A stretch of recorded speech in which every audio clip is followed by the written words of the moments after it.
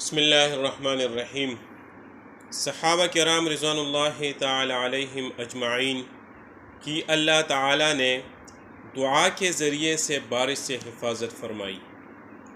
یہ حضرت ابن عباس رضی اللہ تعالیٰ عنہما فرماتے ہیں، حضرت عمر بن خطاب رضی اللہ تعالیٰ عنہ نے ایک مرتبہ فرمایا، آؤ اپنی قوم کی زمین پر چلتے ہیں، یہاں ذرا اپنے دیہات دیکھ لیتے ہیں۔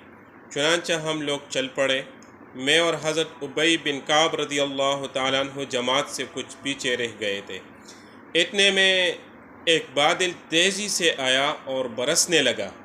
حضرت ابی بن کعب رضی اللہ تعالیٰ عنہ نے اللہ تعالیٰ سے دعا مانگی، اے اللہ اس بارش کی تکلیف ہم سے دور فرما دے۔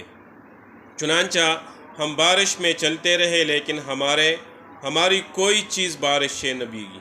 یعنی ان کی دعا کی یہ طاقت تھی کہ اللہ تعالیٰ نے فوراً دعا قبول فرمائی، اور بارش کے ہوتے ہوئے ان کے کپڑے بھی نہیں بھیگے، اور اللہ تعالیٰ نے ان کی حفاظت فرمائی بارش کے پانی سے۔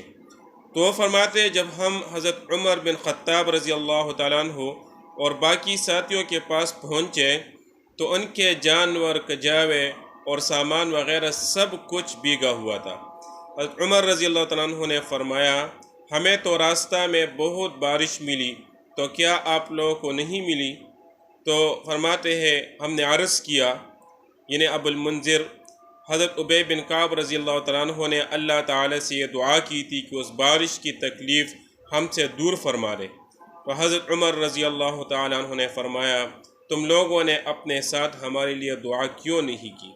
تو یہ صحابہ کرام رضوان اللہ تعالی علیہم اجمعین کے دعاؤں کی طاقت تھی کہ جو بھی ان کو کوئی پریشانی پیش آتی یا کوئی اس طرح مسئلہ پیش آتا تو فوراً اللہ جل شانہ سے دعا فرمایا کرتے تھے، اور اللہ جل شانہ فوراً ان کی وہی ضرورت پوری فرماتے۔